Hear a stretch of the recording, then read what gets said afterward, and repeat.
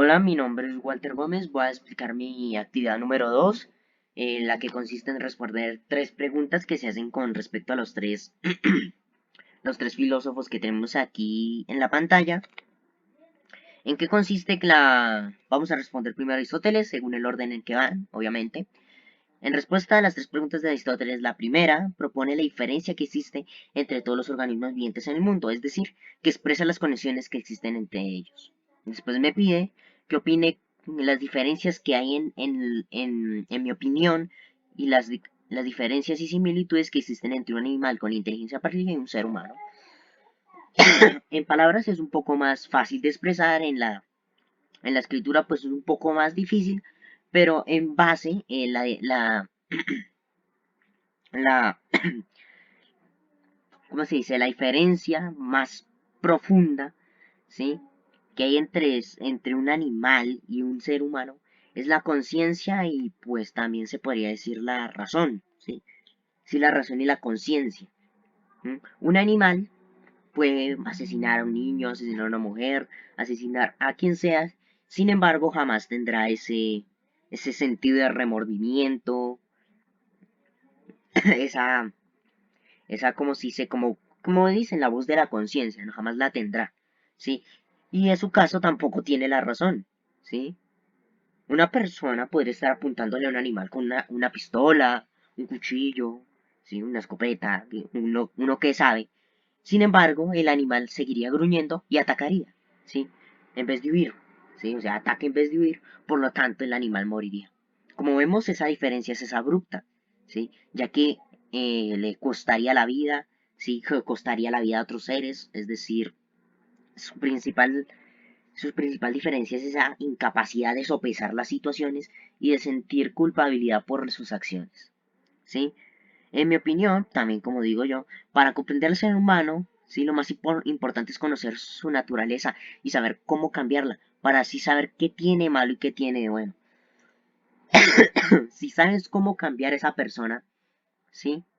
Puedes comprenderla mejor, ya que sabes cada aspecto que tiene, qué tienes que cambiarle, si tienes que cambiarle su mala actitud, su genio. Entonces, pues, saber cambiarla es saber en sí su naturaleza, ¿sí? Su naturaleza y saberla cambiar están íntimamente ligados, por lo tanto, ¿sí? Son la misma cosa, se podría decir.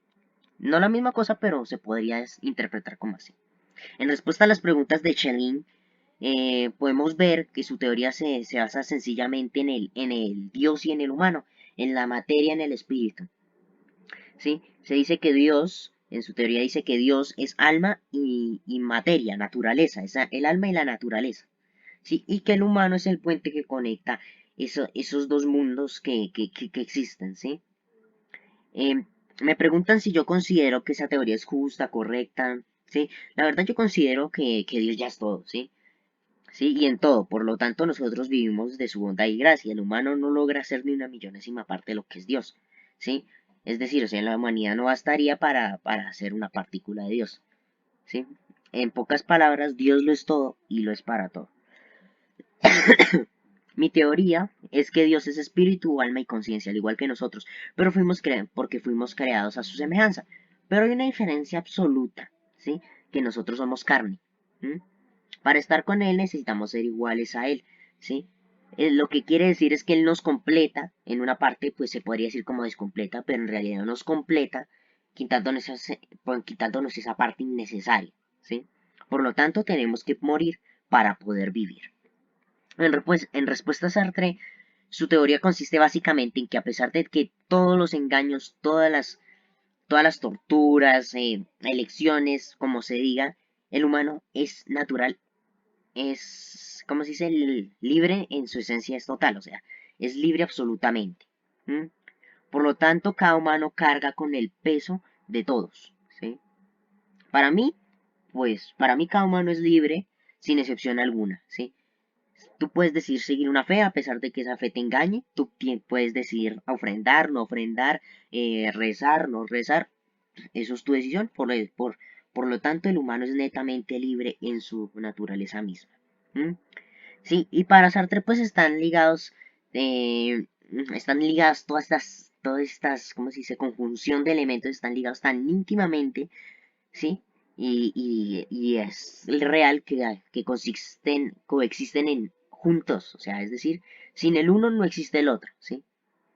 Sí, pues espero que les haya gustado, ¿sí? Sí, pues no, espero que les haya gustado. Voy a enviar el link, obviamente, el documento de Word para que lea por si las moscas.